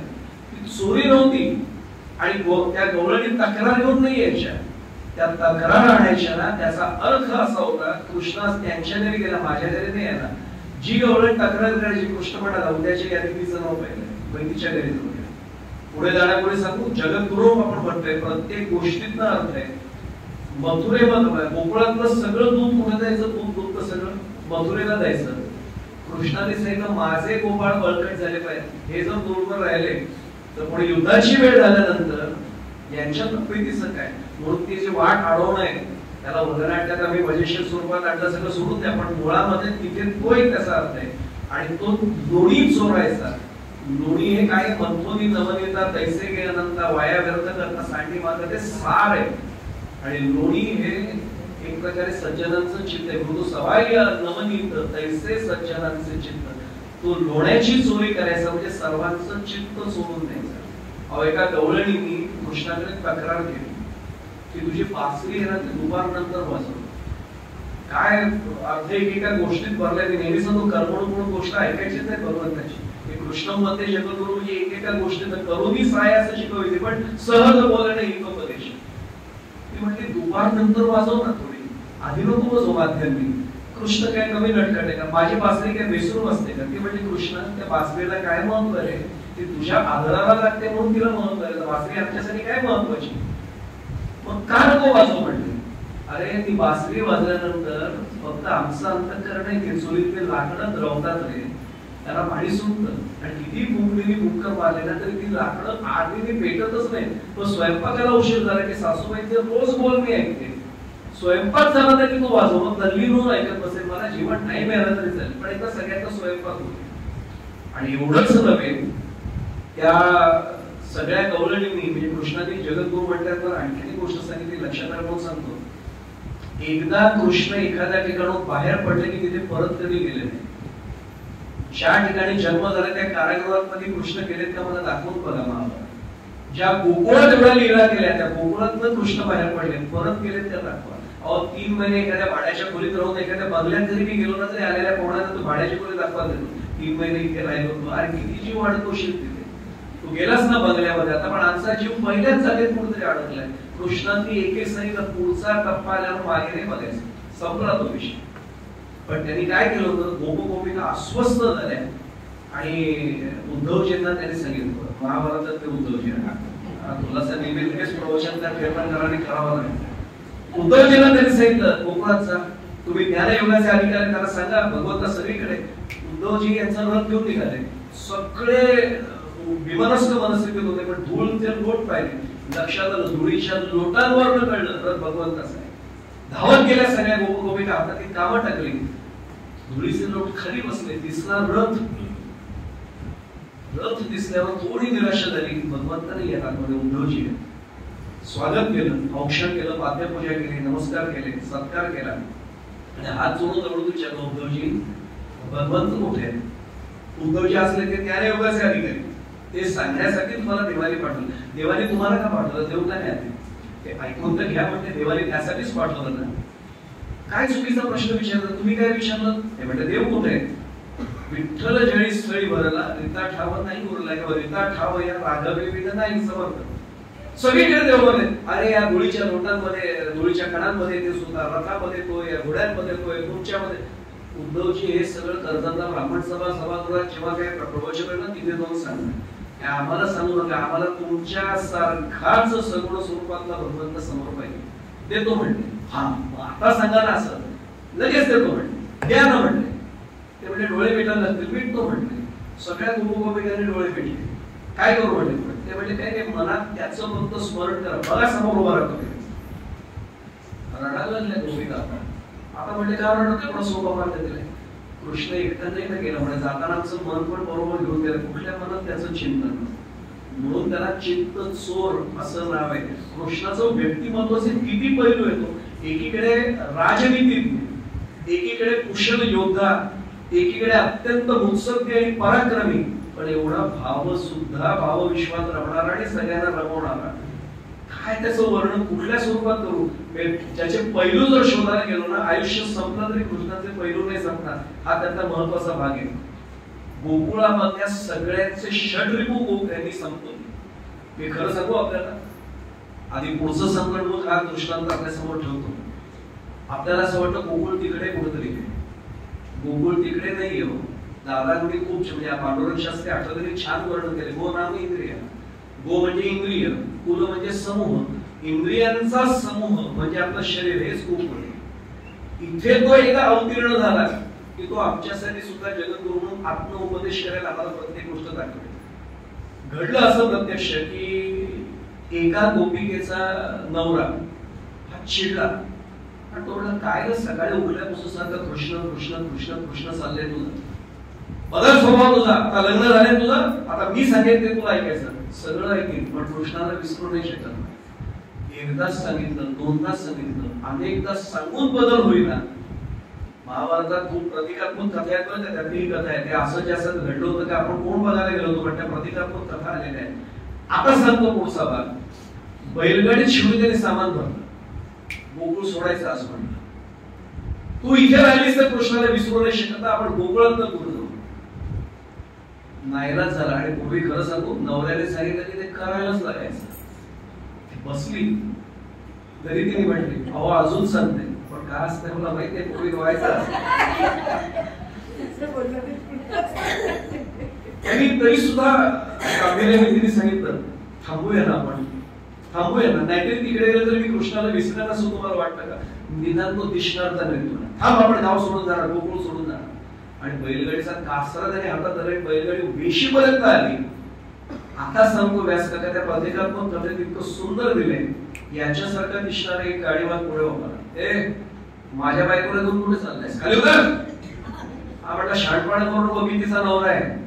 याने हात धरला त्याला खाली घेतला, मी तिचा नवरा आहे, पटकन बसला. तो जो उतरलेला होता तो काय कमी आहे का, त्याने याला खात करून खाली घेतला, मीच तिचा नवरा आहे. हे दोघे बोलतात तो म्हणजे तिसरा याच्यासारखा दिसणारा तिथे जाऊन बसला. थोडासा कासरा हातात घेतला, त्या पुन्हा मूळच्या नवऱ्याने तिसऱ्याला खाली घेतला, चौथा जाऊन बसला, 6 जण बसले, एकाला खाली घेतला, दुसरा अगदी ह्याच्यासारखा, म्हणजे आजच्या भाषेसमोर सेम टू सेम, काहीच फरक नाही. हा वैतागला. तो म्हटला थांबा तुम्ही सगळे काहीतरी लबाडी करताय माझ्याशी, मी गरीब पडलो म्हणून काय. आणि त्यावेळी एक होता राजा सांगतो निर्णय, नंतर राजाच्या वाड्यात चला येतो म्हणले, आम्हाला काय आम्हीच नवरा आहेत तिचा. सगळे निघाले आणि नंतर राज बसलेलेच होते ओसरीवर. नंतर राज बसले होते, तिथे जाऊन गेले, हा नवरा गेला, हे बाकीचे 6 थांबले होते. त्याने हात जोडून सांगितलं. नंतर राज बघतायत आपल्याशी बोलणाऱ्यासारखे 6 जुळे भाऊ असले, ठीक आहे, तिळे 6 म्हणजे एकूण 7 असेच असेल. नंतर राज म्हणतात काय भानगड, कशासाठी आलाय. त्याने बायकोकडे मोठं बोललं, मी हिचा नवरा. ते म्हणले हो राजेसाहेब ऐकू नका, आम्ही हिचे नवरा आहे, मी पण हिचा नवरा, मी पण हिचं. 6 जणांनी सांगितलं. नंतर राज म्हणले काय अडचण काय, कसं काय झालंय, त्यांनी सगळा प्रसंग सांगितला. नंतर राज शेवटी देवाचे वडील येतो, हसले. ते म्हणले थांबा, यशोदे कन्हैयाला बाहेर पाठवलं. यशोदाबाईने आत्ताच आवाज दिला, माहित नाही सकाळपासून कुठेतरी गायब आहे. नंतर हे हसले. ते म्हणजे मला कळलं काय ते म्हणजे नवरा कोणाचा याचा निर्णय मी आता करतो. तटबंदी होती उंच त्या राजवाड्याची नंतर राजांच्या, जो त्याच्यावरनं उडी मारून बाहेर जाईल तो तिचा नवरा. सगळे 6च्या 6 निघाले, टनाटन टनाटन उड्या मारून गेले. हा म्हटला मला नाही बायको दिली तरी चालेल, पण मी जाऊ पण शकणार नाही, ठेवून मेल्याशिवाय राहणार नाही, त्याच्या आहे कसं जिवंत राहतो. बायकोला कोणाला द्यायची दिला नाही, मी धडकाकडे तोपर्यंत निघतो. का म्हटले बायको तुझीच घेऊन जा. आता प्रतीक कसलंय, कोण 6 जण गेले, षटरिपू होते. कृष्णांनी त्या नवऱ्यातले षटरिपू घालवले, कारण ते षटरिपू आडवे होते म्हणून कृष्ण दिसत नव्हता, कृष्ण अनुभवता येत नव्हता. काम क्रोध लोभ मद मोह मच सगळे घालवल्याबरोबर नवरा बदलला आणि कृष्णाला पहिला शरण गेला. इथपासून लक्षात येतं की जगद्गुरु म्हटल्यानंतर सहज बोलणे हितोपदेश का म्हटले असतील त्याचे तुकोबार आहे, आपोआप आता कळेल. म्हणजे वेळ तरी संपत आली, पण अगदी संपवत आलो. 2 मिनिटं शेवटची आपली घेतो. मला एक साधा प्रश्न विचारायचा आहे. कृष्णाची मुरली, कृष्णाची बासरी हे नेहमी म्हणतो, ज्याच्यामध्ये राधा सुद्धा ज्या नादामध्ये ध्वनीमध्ये मुरली ती मुरली, पण त्या मुरलीचं आपल्या सर्वांना माहिती आहे, सर्वांना म्हणून मी पुन्हा सांगत नाही, तिने स्वतःला छिद्र पाडून घेतले, ती पोकळ आत्मधन. कुठल्या दृष्टीने सांगतो लक्षात येईल, जो आत्म पोकळ झालाय म्हणजे आतमध्ये काही भरलेलं नाहीये, तोच कृष्णाला आवडेल ना. जगद्गुरु असलेल्या विश्वमध्ये कृष्णाने सांगितलं माझ्या प्रियतेची व्यक्ती जर व्हायचं असेल तर आतमध्ये पोकळता आणा. पोकळता म्हणजे इथली पोकळता नाही, इथे जो भरलेला दंभ आहे तो संपला की मी तुमचाच आहे. दुसरी गोष्ट, बासरी मगाशीच सांगितलं की वाजवणं हे निमित्त होतं. बासरी वाजवणं हे काही त्याचं त्याला काय म्हणतो छंद, म्हणजे आजच्या काळात काय हॉबी वगैरे असला प्रकार नव्हता. त्या बासरीच्या नादाने तो अनेक गोष्टी सगळ्यांना मोहून टाकायचा. हा मोह निर्माण करण्याची क्षमता जर नेतृत्व तुम्हाला समाजाचं करायचं असेल तर कर्तृत्वरूपी मुरली तुम्हाला वाजवावी लागेल, हाही संकेत देणारे आमचे विश्ववंद्य जगद्गुरु गोपालकृष्ण. आणि सर्वात महत्वाचं, सर्जन आणि विसर्जन यांचा अनोखा संगम म्हणजे भगवान गोपालकृष्ण. सर्जन आणि विसर्जन दोन्ही निर्माणही केलं आणि संपवलं देखील. हे दोन्ही करण्याची क्षमता ज्याच्यामध्ये, तोच विश्वगुरु शकतो, तोच जगद्गुरु होऊ शकतो. आणि विश्वगुरु म्हटल्यानंतर सुद्धा अनेक जण डोळे असे मोठे करून बघतात, तो कान नव्हता. पण ही वस्तुस्थिती आहे, भारतामध्ये ही क्षमता आहे, तो एक भाग आहे. मला जर विचारलं ना अगदी एखाद्या वाक्यात वर्णन करता येईल का, तर कठीण आहे. पण ज्याच्या प्रेमात अजिबात आसक्ती नव्हती आणि ज्याच्या क्रोधामध्ये कुठलाही डंख नव्हता, असं परिपूर्ण व्यक्तिमत्व म्हणजे भगवान गोपालकृष्ण. बघा ना, कुठल्याही प्रेमामध्ये आसक्ती होती का? आता आसक्तीची सुद्धा अनेक जण जड व्याख्या करतात, पण मी फार वेगळी व्याख्या सांगतो. मैं अगर इनकी हवेली देखता हूं तो मेरे मन में अभिलाषा उत्पन्न हो जाती है कि ऐसी हवेली मेरे पास आ सकती है, ऐसी कार मेरे पास कल नहीं तो परसों आ सकती है, ये चीज मेरे पास आ सकती है, वो चीज मेरे पास आ सकती है. इसी अभिलाषा को आसक्ति कहते हैं. लेकिन अगर कृष्ण भगवान हमारे जगत गुरु हैं तो ये आसक्ति कभी भी जा सकती है. आता लक्षात येईल, यासाठी जगद्गुरूंची आवश्यकता, विश्वगुरूंची आवश्यकता. हा भाग कालिया मर्दनाचा फक्त उल्लेख करतो आणि मी माझ्या वाणीला पूर्णविराम देतो. आपल्याला काय वाटतं, ते यमुनेच्या डोहामध्ये कालिया होता. या यमुनेच्या डोहात सुद्धा एक कालिया बसलेला आहे, त्याचं नाव आहे अहंकार. आणि तो मध्ये मध्ये फुटकार तरी सोडत असतो, नाही तर विषद्रव्य तरी शरीरात आपल्या टाकत असतो, जी वाणीतनं बाहेर पडतात, केवळ डोळ्यातनं बाहेर पडतात, केवळ वर्तनातनं बाहेर पडतात. मी म्हणजे असा, मी म्हणजे तसा. इथे आलं की त्या कालियाचंही मर्दन आवश्यक असतं. मग त्या कालियाचं मर्दन, तो कालिया कुठे होता? यमुनेच्या डोहात. यमुनेचा डोह कुठे होता? गोकुळात. मगाशीच हे लघुनाम इंद्रिय, त्याचं कुल म्हणजे गोकुल. इथे एकदा अंतःकरणामध्ये कृष्णमध्ये जगद्गुरु या पदाला पोचलेले जगद्गुरु कृष्ण अवतरले. अवतार म्हणजे मुळात वरून खाली यायचे त्यांनी. आता ज्या अर्थी ते अवतरले, आतापर्यंत आम्हाला ते वाटतं देवळात त्यांचा जन्म झाला, या ठिकाणी जन्म झाला, तिकडे जन्म झाला. दरवर्षी आम्ही जन्म, तोही एक विषय निघाला म्हणून सहज सांगतो. आधी तर म्हणतात दरवर्षी देवाचा जन्मोत्सव काय करायचा? तव्याचा जाय जवळ मोरसा, मग तोही सहज होय आरसा. शिवलीला म्हणतात ती ओळी. आम्ही प्रापंचिक होत, प्रपंचामध्ये एवढे विषय आम्हाला भेडसावतात की आमच्याही परमार्थ रूपी तव्याला हा बोरसा येतच असतो. तो घालवण्यासाठी म्हणून अशी पुन्हा पुन्हा पुन्हा पुन्हा चिंतनाची आवश्यकता असते. ते एकदा चिंतन घडलं की आमचाही तव्याचा जाय जो बोरसा तो सहज होय आरसा. या आरशात काय दिसेल? आपलं प्रतिबिंब नाही दिसणार. ममैव अंशो जीवलोके जीवभूत सनातनात, ज्याचे आपण अंश, त्याचं प्रतिबिंब आम्हाला पुन्हा पाहता येईल. हे घडावं यासाठीच खर तर हे चिंतन पुन्हा पुन्हा घडावं लागतं. आणि म्हणून या गोकुळामध्ये हा जो कार्यामध्येच कुठेतरी उभा राहतो. आज कृष्णमध्ये जगद्गुरूंची सांगता करताना मी आपल्या सर्वांचा प्रतिनिधी म्हणून भगवान श्रीकृष्णांना एकच प्रार्थना करतो की आमचा अहंकार रूपी कार्याचं मर्दन करण्यासाठी लवकरात लवकर कृपा करा. एक सांगून तेवढं संपलं की आपली वाट सोपी. मग आपल्याला कृष्णाने केलेला सगळा उपदेश समजायला लागेल, सगळा उपदेश आचरणात आणणं सोपं जाईल. एवढंच त्यांनी करावं हा त्यांच्या चरणी प्रार्थना रूपी एक नमस्कार त्यांच्या चरणी ठेवतो. सर्व शाखीय ब्राह्मण सभेने या सगळ्यांचं दर्शन, मी पुन्हा पुन्हा ही भावना माझी व्यक्त करतो, या सगळ्या अधिकारी व्यक्तींचं दर्शन घेण्याचं भाग्य आज मला मिळालं. आपल्या सर्वांच्या सहवासाचा सत्संग मला आज मिळाला. यासाठी त्यांचेही कृतज्ञता व्यक्त करतो आणि आपल्या सर्वांच्या चरणी कृतीने शक्य नसलं तरी मनाने भावनेने साष्टांग प्रणिपात पुन्हा एकदा करतो. झालेली सेवा भगवंताच्या चरणी समर्पित करतो, माझ्या सद्गुरूंच्या चरणी समर्पित करतो. इथेच वाणीला पूर्णविराम देतोय. कृष्णाय वासुदेवाय हरये परमात्मने प्रणतक्लेशनाशाय गोविंदाय नमो नमः. भगवान गोपाल कृष्ण महाराज की जय. जय जय रघुवीर समर्थ सद्गुरु श्री ब्रह्मचैतन्य महाराज की जय. श्री राम.